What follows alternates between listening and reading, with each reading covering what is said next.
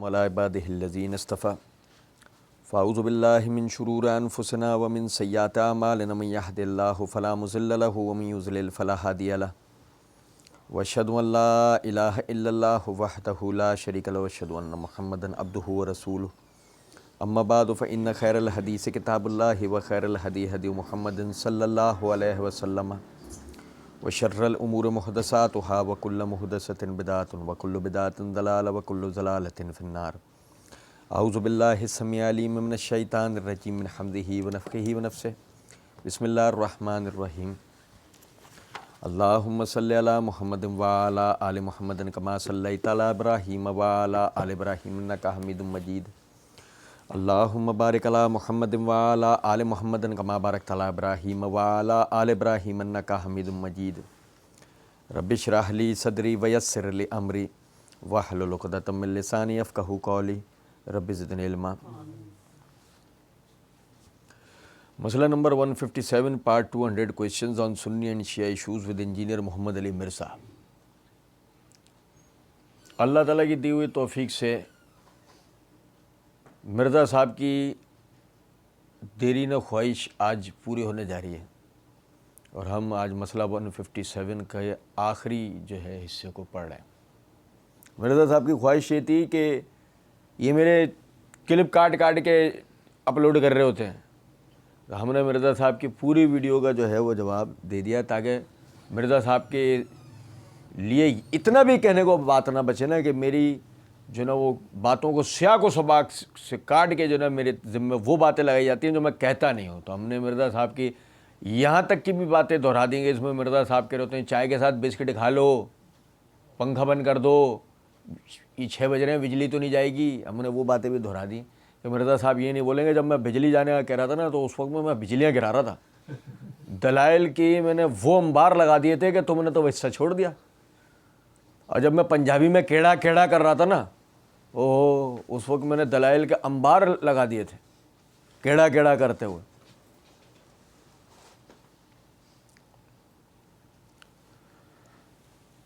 مرزا صاحب نے بالکل آخر میں جب رسیاں ان کو لگا کہ اب میری عوام کو رسیاں سانپ نظر آنی شروع ہو گئی ہیں تو مرزا صاحب نے آخری بیج نے کردار اپنا ادا کرتے ہوئے تحریف قرآن اور تکفیر صحابہ کا جو مسئلہ ہے اس پہ بھی بات کر ہی لی. اور جب وہ ظاہر ہے وہ جب بات ہوئی تو مرزا صاحب نے تکفیر صحابہ اور تحریف قرآن کا مسئلہ اہل سنت کی کتابوں میں یعنی اہل سنت کے بنیادی عقائد میں بتانے کی کوشش کی. اللہ کی دی ہوئی توفیق سے ہم نے اس کے جوابات پچھلے دروس میں سمجھے. وہ تسلسل چل رہا تھا. مرزا صاحب اس میں اپنے پھوپھی ذات, چچا ذات, تایا ذات کو بھی کلیئر کرتے ہوئے جا رہے تھے. ان تمام پھوپھی زادوں, تایا زادوں, چچا زادوں کو کلیئر کرنا تھا تو مرزا صاحب انہیں بھی کلیئر کرتے ہوئے جا رہے تھے کہ نہیں جی وہ یوں ہے, وہ فلانا ہے, وہ ایسے ہے. اور یہ سب بات کرتے نا وہ کون ہے وہ آپ سمجھ جائیں گے جن کی میں بات کر رہا ہوں. تو یہ نعوذ باللہ من ذالک کسی صحابی کے اوپر, لیکن مسئلہ یہ جس کو یہ کینسر لگ گیا ہوا ہے نا اس کا علاج کس نے کرنا ہے. سعودی عرب کے ریال لے کے اپنے مولویوں کا تو علاج نہیں کر رہے ہیں, ان کے اوپر فتوے لگا رہے ہیں. یہ توصیف الراشدی کا کلپ چڑھا ہوا ہے. یہ کیا ہے؟ یاسر الحبیب نامی ایک شخص رافضی کہ جو باقاعدہ اپنی ویڈیوز کے اندر صحابہ کرام رضوان اللہ علیہم اجمعین کا نام لے کے انہیں کافر و مرتد کہہ رہا ہوتا ہے, قرآن کا انکار کر رہا ہوتا ہے, نام لے کے تحریف قرآن کی بات کر رہا ہوتا ہے کہ قرآن میں رد و بدل ہو گیا. یہ انڈیا والا وسیم رضوی کن عناصر کا مجموعہ ہے وہ ہمیں سمجھنے چاہیے کہ یہ کیسے وجود میں آیا ہے. کہ ایک آدمی جو ہے وہ ایک مذہبی گھرانے سے تعلق رکھنے والا وہ بت پرست ہندو ہو گیا, مسلمان گھرانے سے تعلق بازار. وہ لوگ کہہ رہے ہیں وہ تو مسلمان تھا ہی نہیں. وہ ٹھیک ہے, وہ ہم بات نہیں کر رہے, ابھی ہمارا موضوع نہیں, ہم انشاءاللہ اس کے اوپر بات کریں گے. میں تو صرف ایک نقطہ بتانا چاہ رہا ہوں آپ کو کہ مرزا صاحب نے کیا کیا کہ تکفیر صحابہ اور جو تحریف قرآن جیسے گھٹیا ترین جو عقائد ہیں, گمراہ کن جو نظریات ہیں, تو مرزا صاحب نے اس سے اپنے پھوپھی ذات تایا ذات والوں کو بچانا تھا. وہ سیدھے لے گئے یاسر الحبیب جیسے یعنی آدمی کی طرف, اور اس کے لیے انہوں نے طریقہ پیچھے ہی نکالا کہ ایسے لوگوں کو نصیری یا غالی قرار دے دو. جیسے ہمارے یہاں بھی جان چھڑانے کے لوگ بدعتی کہہ دیتے ہیں کہ یہ تو بدعتی ہیں, ان سے ہمارا کیا تعلق. سمجھ رہے ہیں نا ہمارے سے مراد میری کن لوگوں کی طرف اشارہ ہے. تو دیکھیں اب صورتحال یہ ہے کہ مرزا صاحب کہتے ہیں یہاں پہ یاسر الحبیب کہ یاسر الحبیب وہ رافضی ہے جس کو ایران والے کافر کہتے ہیں, پاکستان کے شیعہ کافر کہتے ہیں. رافضی وہ تو امام خمینی کو کافر کہتے ہیں یاسر الحبیب. اب سمجھ میں آیا یاسر الحبیب کو سب کافر کیوں کہہ رہے ہیں؟ کیونکہ اس نے کیا کیا ہے. اب مرزا صاحب چونا کیا لگا رہے ہیں؟ اندازہ کرو آپ ذرا اس آدمی کا یاری کا. یہ آپ دیکھیں جب یہ کہہ رہا ہوتا ہے امام خمینی تو یہ امام زبیر علی نہیں کہہ رہا ہوتا ہے. آپ میری بات نہیں سمجھ رہے میں کیا کہہ رہا ہوں. میں کہہ رہا ہوں امام خمینی کو امامت یہ کہاں سے ملی ہے؟ مرزا صاحب ہمارے سامنے بیٹھے تو ہم پوچھتے یہ امام خمینی کو امامت کہاں سے ملی ہے؟ تم نے دی ہے؟ کس نے دی ہے؟ وہ درجہ امامت پر فائز کیسے ہو گیا؟ تم ایک طرف دنیا بھر کو چونا لگا رہے ہو کہ میں لوگوں کو تقلید سے بچا رہا ہوں. میں تو تقلید کروا کس کی رائے دوں؟ کچھ بات آ رہی ہے سمجھ؟ تو لوگوں کو حنفی شافعی مالکی حنبلی یا فلاں سے نکال کے بقول تیرے تو نے فرقوں سے نکال رہا ہے. تو یہ کیا ہے امام خمینی؟ یہ تو کیا لفظ بول رہا ہے؟ کس نے کہا یہ آدمی امام ہے؟ ہم ان کی علمیت کا انکار نہیں کر رہے, وہ ایک عالم آدمی ہے جو بھی آپ اس کو مانتے ہو اپنی جگہ ہے. لیکن آپ نے لفظ استعمال کیا وہ امام خمینی کو کافر کہتا ہے یاسر الحبیب. اب تو اس کو خمینی کو امام کس نے کہا ہے؟ ہاں میں کہتا ہوں نا مرزا صاحب رافضی ہیں, اور وہ رافضی کیا جو اپنی رافضیت کا اظہار نہ کرے کتنا تقیہ کرے گا؟ کہاں تک تقیہ کرے گا؟ پوت کے پیر پالنے میں ہی نظر آتے ہیں. نہیں سمجھے کچھ بات کو؟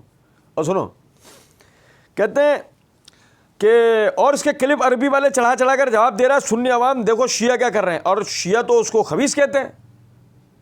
مرزا صاحب مسئلہ یہ نہیں ہے کہ شیعہ اس کو خبیث کہتا ہے, ہم کہتے ہیں آیا کہاں سے, وہ پیداوار کی نہیں کیا. اب اس کو خبیث کہو, اسے کافر کہو, اسے مرتد کہو, اسے کچھ بھی کہو, نکالا کہاں سے, پڑھ کے کیا حوالے کہاں کے دے رہا؟ وہ عقائد کس کی کتابوں میں یہ موجود جو یاسر الحبیب پڑھ کے سنا رہا؟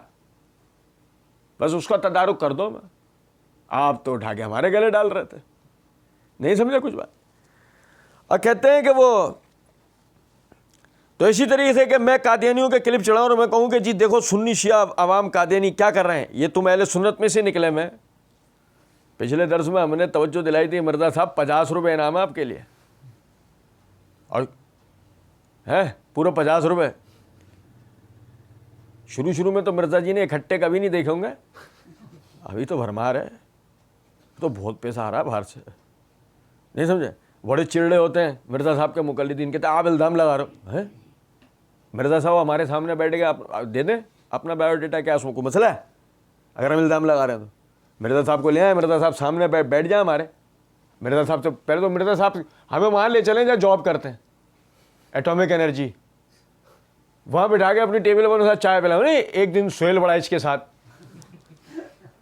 ایسے ایک دن ہمارے ساتھ گزار لیں مرزا جی پورا. اب جہاں جاب کرتے ہیں وہ دکھا دیں, گھر نہیں دکھائیں, گھر کے قریب کا چائے کا ہوٹل دکھا دیں بس. ٹھیک ہے, وہ لے آئیں جہاں جاب کرتے ہیں. میں تو دھڑلے سے بات بولتا ہوں, مرزا صاحب کہیں بھی جاب نہیں کر رہے, کرتے تھے نکال دیا گیا ہے. ہم ابھی سے نہیں, شروع سے بات ہے دھڑلے سے بات, ورنہ دکھایا میں چل کے. تو باقاعدہ کہنے لگے کہ وہ تم قادیانیوں میں سے, یہ اہل سنت میں سے نکلے قادیانی, تو 50 روپے نا. مرزا صاحب ثابت کر دیں, مرزا صاحب اپنے بڑے بھائی مرزا قادیانی کو اہل سنت ثابت کر دیں, ہم سے 50 روپے نام لے لیں. بتا رہی ہے؟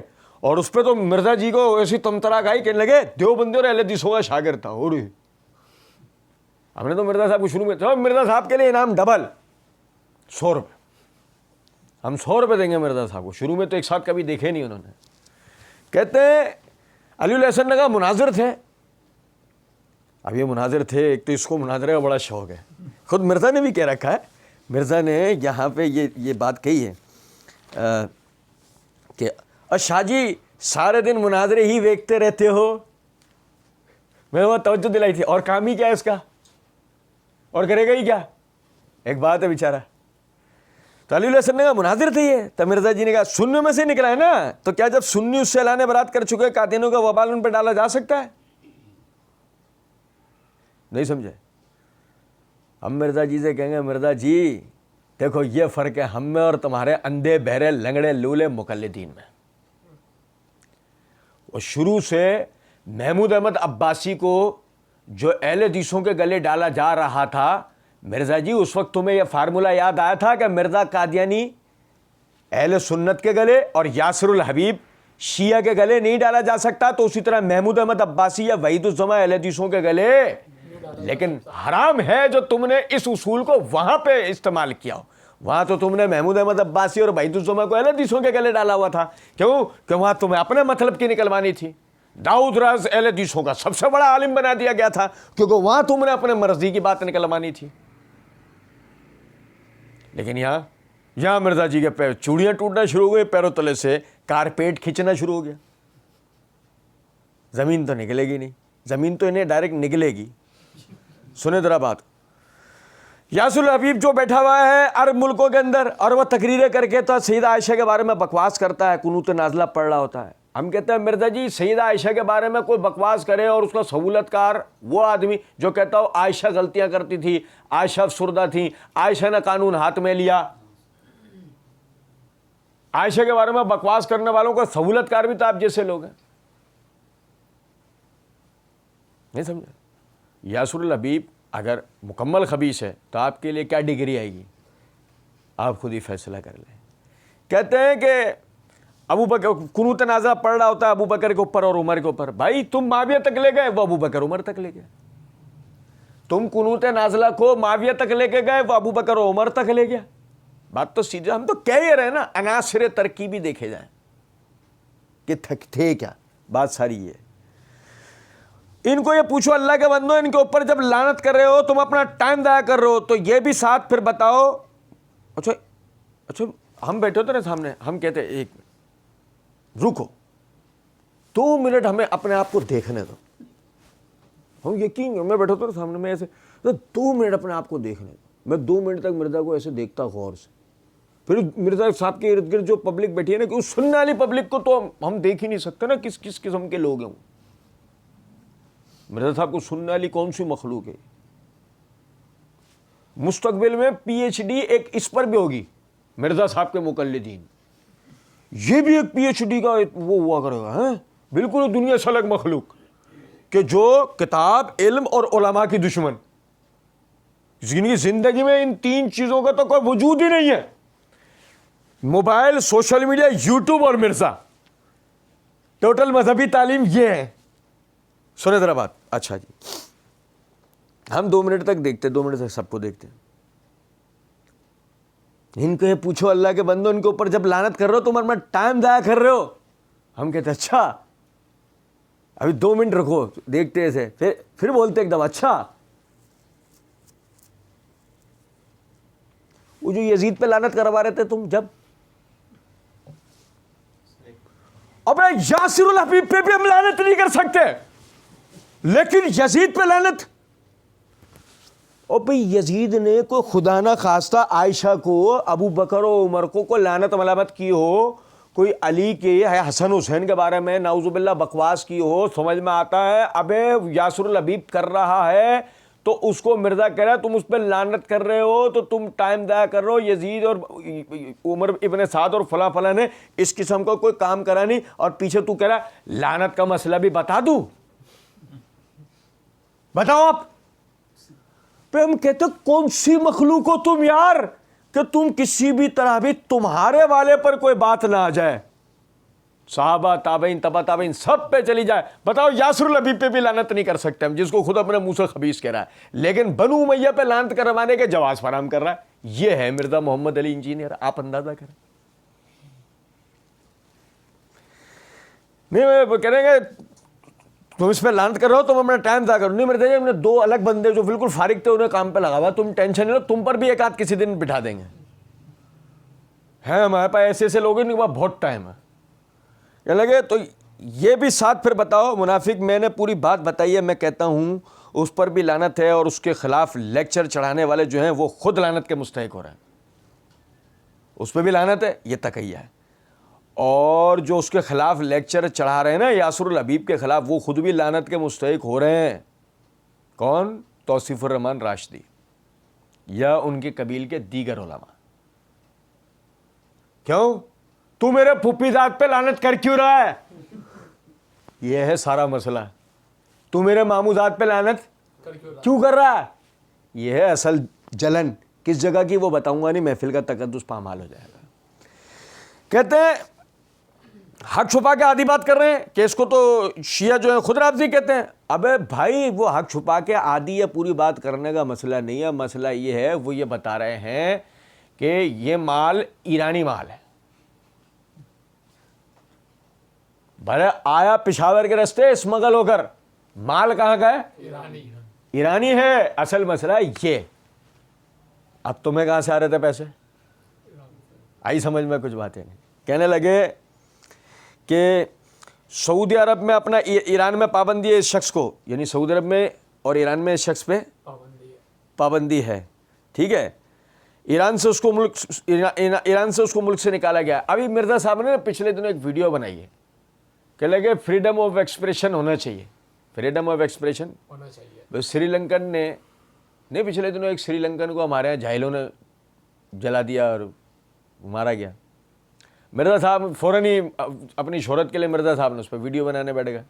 مرزا صاحب نے ویڈیو بنائی.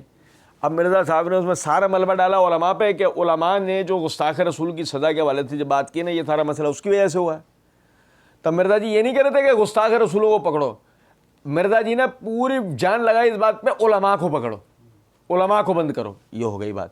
اس میں مرزا جی نے ایک بڑی خاص بات کی. کہنے لگے فریڈم آف ایکسپریشنس، ہمارے ملک میں فریڈم آف ایکسپریشن ہے، ہر بندہ بات کر سکتا ہے نا، ایسے ہی ہے.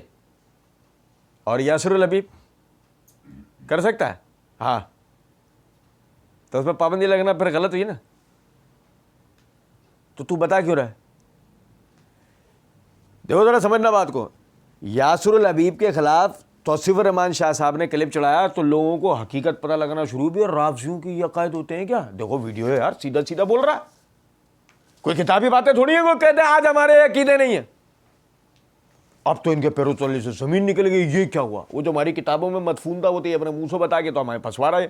انہوں نے اس کو تقیتاً رافضی خبیث، رافضی خبیث خبیث فلاں پابندی، فلاں پابندی اس سے ٹھیک ہے. لیکن مرزا صاحب آپ تو اس کے قائل ہی نہیں ہے نا. آپ کہاں سے پابندی کرو نا بتا رہے ہیں؟ آپ تو کہہ رہے ہیں کہ یہ پابندی نہیں کرو، فریڈم آف ایکسپریشن، سب کو بولنے دو. اور اٹھاؤ کس کو؟ علماء کو. تو اس پہ تو ایران اور سعودی عرب پہ پابندی کے خلاف تو آپ کو بات کرنی چاہیے نا کہ یاسر الحبیب پہ پابندی نہیں لگنی چاہیے، بلکہ فریڈم آف ایکسپریشن کے تحت اس کے یہ نظریات ہے، اسے بتانا دو. اب کیا پریشانی یہاں کیا ہوئی؟ جو اللہ کی قسم تمہیں یہاں پریشانی ہوئی نا، وہ ہمیں ہر گستاخ رسول اور گستاخ صحابہ سے پریشانی ہے. پابندی لگ جائے تو یہ سنی شیعہ اختلافات اور یہ ساری چیزیں ہو سکتی ہیں. ہم کہتے ہیں مرزا صاحب کو بھی چپ کرا دو. ہمیں کیا پریشانی؟ ہم بے خاموش ہو کے ایک طرح بیٹھ جائیں گے، جو کر رہے تھے وہی کرتے رہیں گے. کچھ بات آ رہی ہے. لیکن اگر مرزا صاحب اسی طریقے سے اپنی بکواس جاری رکھتے ہیں تو پھر سمجھے ہو کچھ بات کا مطلب یہ نہیں. کہتے ہیں اسی خبیث نے خامنہئی صاحب نے فتویٰ دیا باقاعدہ اس کے خلاف. کس نے فتویٰ دیا ہے؟ خامنہئی صاحب نے فتویٰ دیا. میں سمجھا مرزا صاحب کے مقلدین سن رہا ہوں نا، خامنہئی بظاہر کیا لگا ہوگا؟ کوئی محلے کی ماسی ہے. خامنہئی کوئی محلے کی ماسی فتویٰ دے رہی ہے شاید. نہیں سمجھے ہو کچھ بات کو یا نہیں؟ مرزا صاحب کے مقلدین تو بیچارے بڑے علمی طور پہ بڑے کورے ہیں. بھائی ایک تو وہی ہیں سب، وہ خامنہئی صاحب والے ہیں، ایک تو سارے وہی ہیں. اور ایک وہ جو علمی یتیم مسکین ہے، جو سوشل میڈیا پہ پیدا ہوئے تھے، یہیں جب بڑے ہوئے ہیں، یہیں مر جائیں گے. جن بیچاروں کا علمی معراج، بہت علمی معراج پتہ ہے کیا ہے؟ Google search. یہ علمی معراج ہے، ان کے علم کی معراج ہو گئی ہے زبردست. گوگل پہ سرچ کیا میں نے انٹرنیشنل نمبرنگ کے مطابق. کچھ بات آ رہی ہے سمجھ میں نہیں؟ تو انہیں کیا پتا خامنہئی کون ہے؟ پتہ ہے امام خمینی کے بعد ایرانی سپریم لیڈر، ٹھیک ہے، یعنی اسی خبیث. اور خامنہ صاحب نے فتویٰ دیا باقاعدہ اس کے خلاف. اچھا تو اس سے کیا ہوگا مرزا صاحب؟ خامنہ صاحب نے فتویٰ دیا اس کے خلاف یا اس کے عقائد کے خلاف؟ مسئلہ ہے اس سے. خامنہ صاحب نے اگر اس کے عقائد کے خلاف فتویٰ دیا ہے تو پھر تو پیچھے تک جان چھوٹی. اور اگر خامنہ صاحب نے اس کے خلاف فتویٰ دیا ہے تو یہ تو مسئلہ ہے نا, ہمیں اس کے خلاف تو فتویٰ چاہیے نہیں, ہمیں تو فتویٰ چاہیے اس کے ان عقائد کے خلاف. جو ان عقائد کا قائل ہے وہ گمراہ ہے. آپ کہہ دو مرزا صاحب یہ اتنی دیر سے یہ جملہ بول رہے ہیں اور اس کے عقائد پر بات کر رہے ہیں. مرزا صاحب سنی شیعہ ایشوز پہ بات کرنے بیٹھے تھے نا, تو یہ ایشوز کس کے تھے؟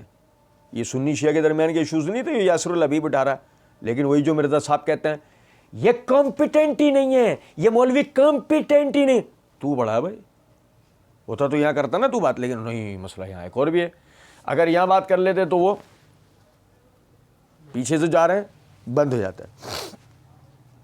کہتے ہیں باقاعدہ اس کا کہ خبیث کا ہم سے کوئی تعلق نہیں ہے. ٹھیک ہے نا جی, تو جس چیز کو وہ اون ہی نہیں کر رہے آپ ان کے حوالے زور پیش کر کر کے تو مطلب ان کو چڑھائی کرنے کی کوشش کر رہے ہیں. یزید کو اہل حدیث نے اون کیا تھا, شمر کو, عمر ابن سعد کو, ان کو اون کیا تھا. مرزا صاحب آپ نے کھاتے تو ڈالا نا, اور پھر سارے آپ نے ساری کے سارے منہج کو ہمارے ناسبی قرار دیا. نتیجہ کیا نکلا؟ ہم نے آپ کو وہ پھکی بھری کہ کوئی سوراخ آپ کا باقی نہیں چھوڑا, سب کو فل کر دیا ان پھکیوں سے ہم نے. سنیں ذرا بات کو. اس کے بعد کہتے ہیں کہ بالکل بے ایمانی کر رہے ہیں, یہ بائر ریال آپ نے حلال کرنے, خدا کے لیے سچی بات کرو, ان لوگوں کا رد کرو جن کا رد بنتا ہے, ان لوگوں کا رد کرو جن کا رد بنتا ہے.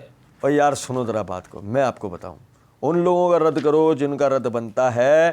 مرزا صاحب نے پارٹ 2 میں ایک جگہ کہا لوگ کہتے ہیں کہ آپ کی باتوں سے لوگ صحابہ کو برا کہیں گے. بھائی نعوذ باللہ, صحابہ کو برا کہنے والے ہم سے پہلے کے بھی موجود ہیں, سمجھے؟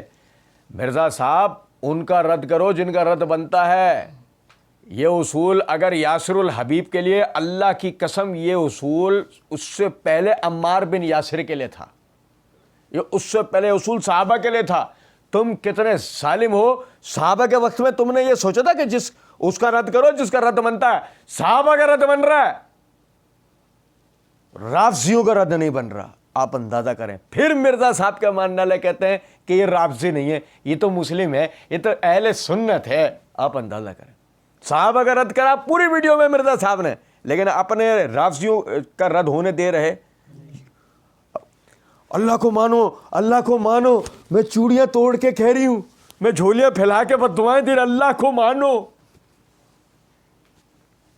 یہ حالت ہے. اس کا رد کرو جس کا رد بنتا ہے. اور میں بتاؤں آپ کو, اللہ کا ولی, ایک آدمی اللہ کا ولی صلاح الدین یوسف صاحب, مرزا صاحب نے باقاعدہ کہا پارٹ 1 میں ایک جگہ, یہ کفایت اللہ سنابلی یا صلاح الدین یوسف صاحب یہ باپ بیٹا ہے, روحانی طور پہ دونوں باپ بیٹا ہے. سنو ذرا بات کو, کیا باپ بیٹا ہے؟ دونوں ناسبی ہیں. کہ اللہ کا ولی کو آپ نے نہیں چھوڑا, آپ نے انہیں منحوس کہا, آپ نے انہیں منحوس کہا. اور سنیں ذرا بات کو غور طلب, ان کا رد کرو جن کا رد بنتا ہے. ٹھیک ہے نا, یہ کس کو, اور آپ نے جواب دینا ہے. وہ عربی میں کلپ ہے نا, تو عربی میں جواب دو آ کے. ہم کہتے ہیں مرزا جی وہ صحابہ کرام رضوان اللہ علیہ مجمعین کی سیرت عربی میں تھی نا, عربی میں آپ بھی شروع ہو جاتے.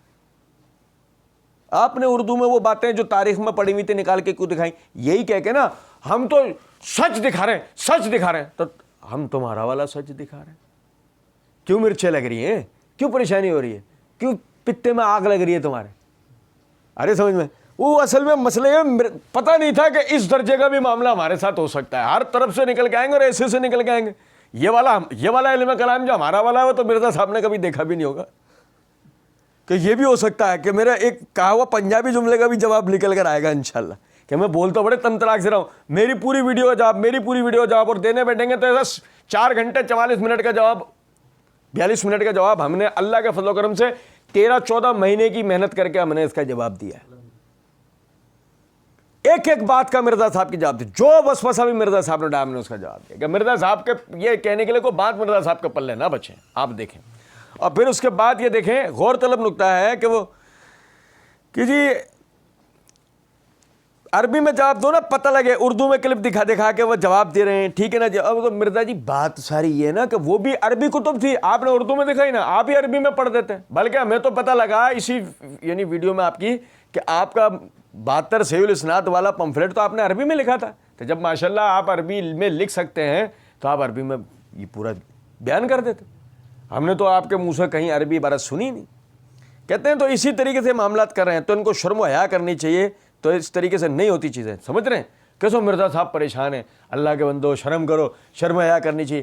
کہ آخر اس کے خلاف یاسر حبیب کے خلاف تم کام کیوں کر رہے ہو؟ تم اس کے پیچھے روافظ کو ہمارے بدنام کیوں کر رہے ہو؟ انہیں مسئلہ یہ ہے مرزا صاحب کو سارا.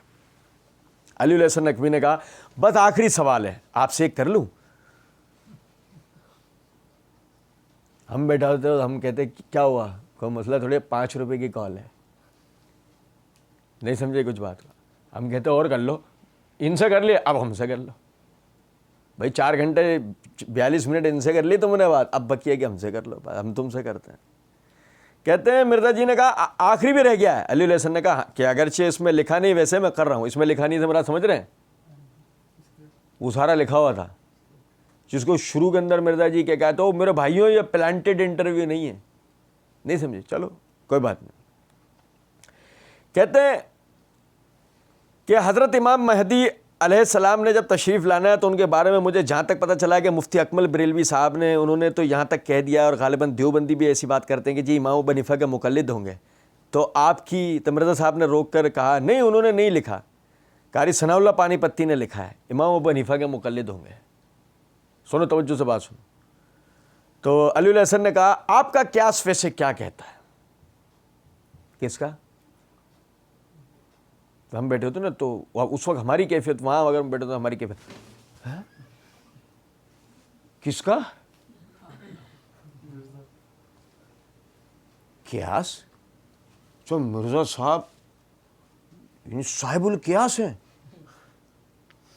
آپ سمجھو کہ مرزا اگر نبوت کا اعلان کر دے گا نا تو یہ اس کا آگے آشو یقین، یہ اس میں سب سے پہلے ایمان لائیں گے جتنے چوچو ہیں. آپ کا قیاس کیا کہتا ہے؟ پوچھو قیاس کے معنی کہتے سمجھائیے ذرا، قیاس کس کو بولتے ہیں؟ جو تو اس کو صاحب القیاس کہہ رہا ہے کہ یہ قیاس کر سکتا ہے، بتا ذرا قیاس کے معنی کیا ہوتا ہے؟ بڑے ظالم لوگ ہیں، یقین کریں انہیں پتہ ٹکے برابر نہیں ہے، اور یہ ایک دوسرے کے اوپر اس طریقے سے بات، ان کو سننے والوں کے علم یتیمی دیکھو نا آپ کہ ان کو ہی اندازہ نہیں ہوتا یہ کیا بول رہا ہے. آپ کا قیاس کیا کہتا ہے؟ اچھا یہ قیاس کیا ہے، یہ کن معنوں میں لے رہا ہے؟ آپ کی رائے کیا ہے؟ اور وہ کیا رائے ہے؟ اوپینین ہے. لوگ مجھے آئیکن کہتے ہیں. کیوں آئیکن کہتے ہیں؟ کہ میں اپنی رائے سے بھی بات کر دوں تو وہ تسلیم کریں گے. ایسے ہی نا، ایسے کتنے مرزا صاحب نے بات. تو دیکھ لو یہ اسی کو تو نتیجہ. آپ کا قیاس ویسے کیا کہتا ہے؟ اگر اس کا چیوڑا زبان میں ترجمہ کیا جائے نا اس جملے کا علی الحسن نقوی کے، آپ اس میں کیا نمک مرچیں لگا ہوئے ہیں؟ آپ بتاؤ اپنی. مرزا جی نے کہا قیاس کیا، میں نے پورا لیکچر امام مہدی کے اوپر ریکارڈ کرا کے ان سارے منحوسوں کا رد کیا ہے. ان سارے منحوسوں کا کون؟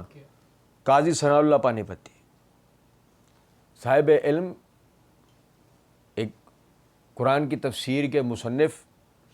مرزا جس نے کبھی ایک صفحہ پورا نہیں لکھا، تو کہا نا کہ پمفلیٹ میں نے عربی میں لکھا تھا، ہمارے سامنے بیٹھ جائیں بولے اچھا عربی میں لکھا، 2 سطر پڑھو عربی میں، اپنی مرضی کی پڑھو. 2 سطر قرآن چھوڑ کے 2 سطر اپنی مرضی کی عربی میں پڑھنا تھا. نہیں سمجھے؟ ہم جانے تمہیں. اور قاضی ثناء اللہ پانی پتی کے لیے منوس کا، ہم مرزا کے خلاف جب جملے بول رہے ہوتے ہیں نا، مرزا صاحب کے مقلدین کرو تو تہذیب ہمیں بول رہے ہوتے ہیں، تہذیب اخلاق. یہ تم سامنے والوں کو منحوسوں، بڑا تہذیبی جملہ یہ ہے. اور وہ میں علیہ السلام والا کیڑا نکال دوں گا، بڑا تہذیبی جملہ تھا وہ، کوئی سمجھے نہیں بات کو. وہاں تو ہم نے ایسا کیڑا نکالا تھا اللہ کے کرم سے. اور سنے ذرا بات کو.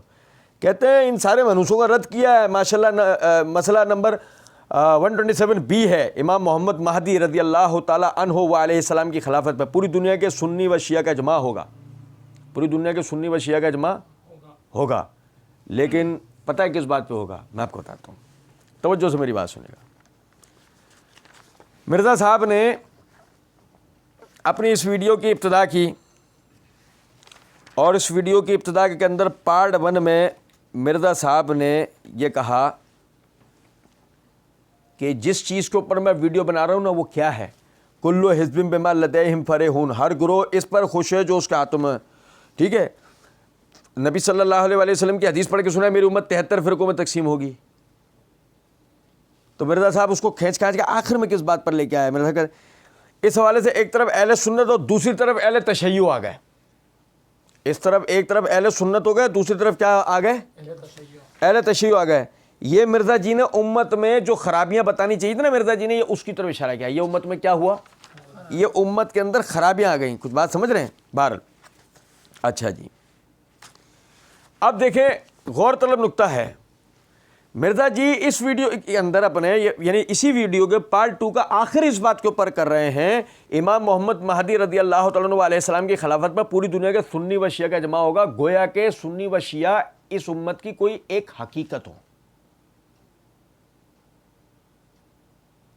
ابتدا تو مرزا صاحب نے اسی میں کی تھی نا کہ امت ٹوٹ گئی اور 2 حصوں میں تقسیم ہو گئے کم از کم, سنی اور شیعہ, باقی سب ان کے آف شورٹس ہیں.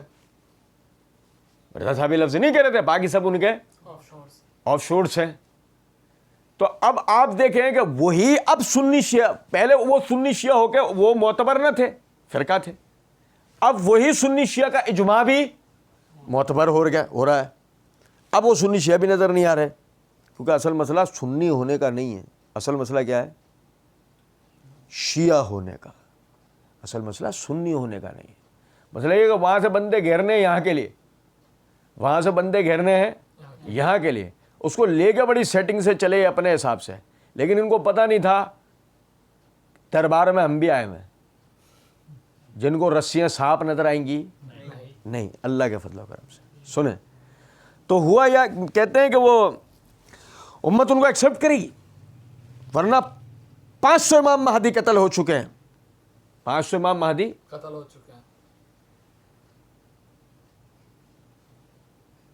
ہم بیٹھے ہوتے ہم کہتے ہیں مرزا صاحب 40 گنانا, تو چھوڑو 20 گنانا, آپ گناؤ 20, 500 بتا کہہ رہے ہو نا آپ, تو ہم کہہ رہے ہو 40, چلو 40 میں سے بھی 20 معاف, 20 گنواؤ.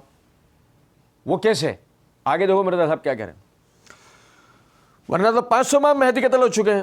بریلویوں میں آ گئے اہل حدیثوں نے نہیں ماننا ہے, اہل حدیثوں میں آ گئے دیوبندیوں نے نہیں ماننا ہے, شیعہ میں آ گئے انہوں نے نہیں ماننا ہے. وہ غیبی مدد اللہ کی خاص ہوگی کہ پوری امت ان پر اتفاق کرے گی. بریلویوں میں نہیں ہوں گے, اہل حدیثوں میں نہیں ہوں گے, دیوبندیوں میں نہیں ہوں گے, شیعہ میں نہیں ہوں گے. مرزا صاحب بریلوی نہیں ہے, مرزا صاحب دیوبندی نہیں ہے, مرزا صاحب اہل حدیث نہیں ہے, مرزا صاحب شیعہ میں نہیں ہے. مہدی بریلویوں میں نہیں ہوگا, مہدی دیوبندیوں میں نہیں ہوگا, مہدی شیعوں میں نہیں ہوگا, مہدی اہل حدیثوں میں نہیں ہوگا. ملاؤ دونوں فارمولوں کو, سمجھے ہیں کچھ نقطہ یا نہیں؟ ملاؤ دونوں فارمولوں کو, ملاؤ. مرزا صاحب کیا کرنے کے والے ہیں مستقبل میں, یا تو خود مہدی ہونے کے دعوے دار ہوں گے, یا مرزا صاحب ایسی کوئی کھیپ چھوڑ کے جائیں گے جس کھیپ میں سے آدمی اٹھ کر مہدی ہونے کا دعویٰ کرے گا. سمجھے ہیں کچھ نقطے کو نہیں؟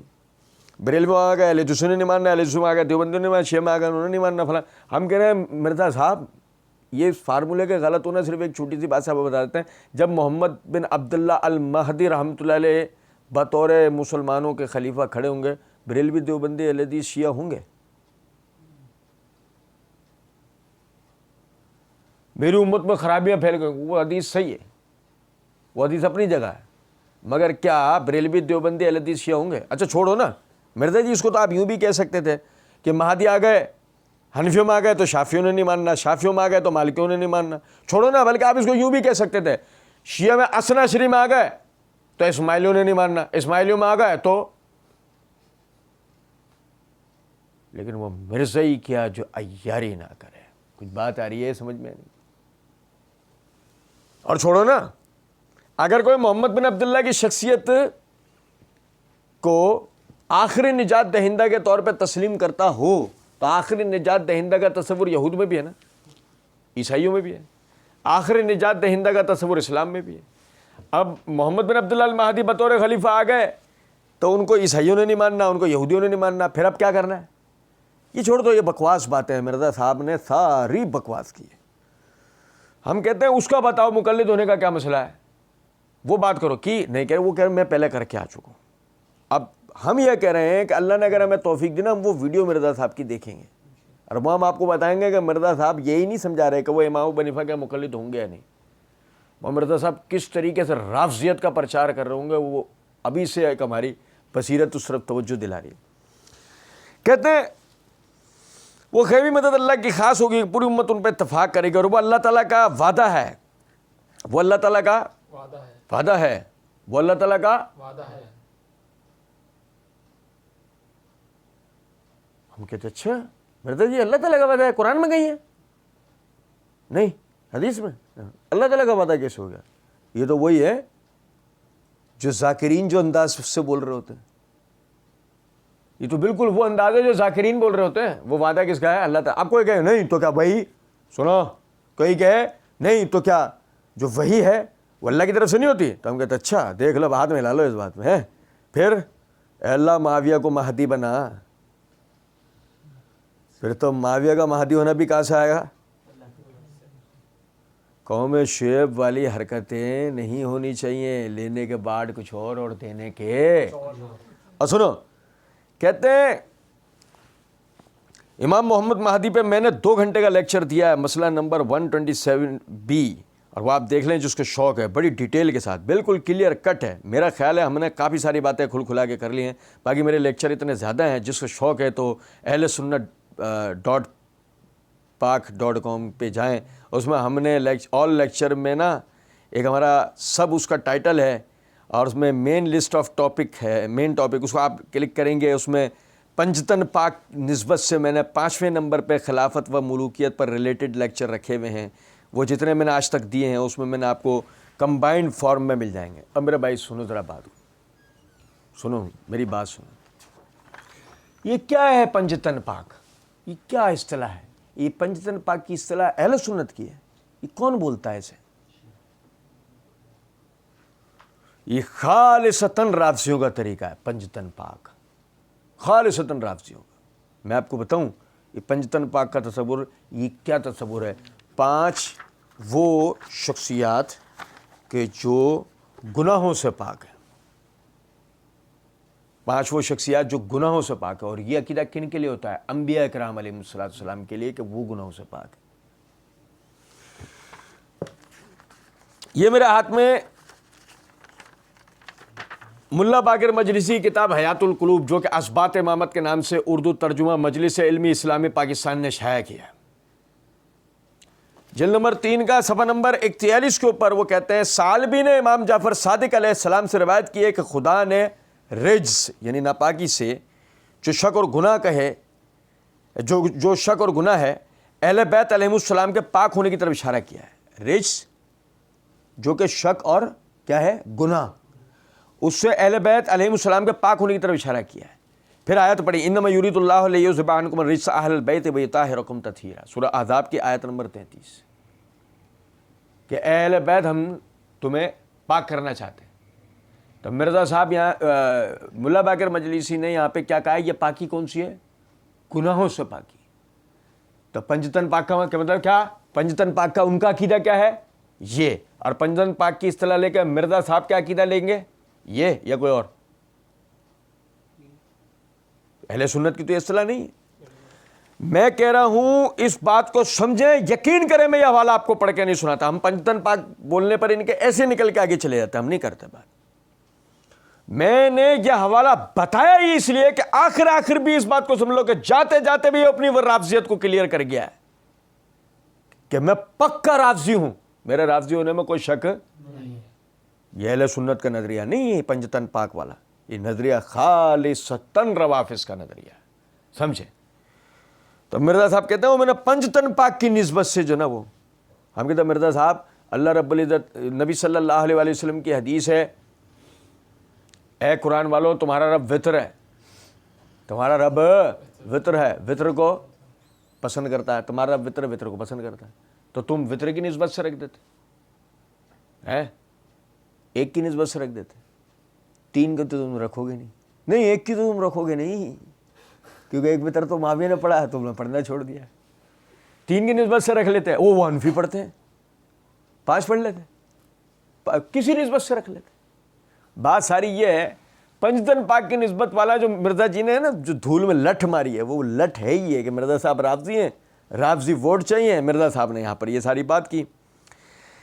کہتے ہیں مسئلہ نمبر 101 اور 102, یہ سارے کے سارے لیکچر, یہ ریسرچ پیپر نمبر 5B واقعہ کربلا کا حقیقی پس منظر 72 صحیح الاسناد احادیث کی روشنی میں, اس میں بھی میں نے ان لیکچر کے حوالے دیے ہیں.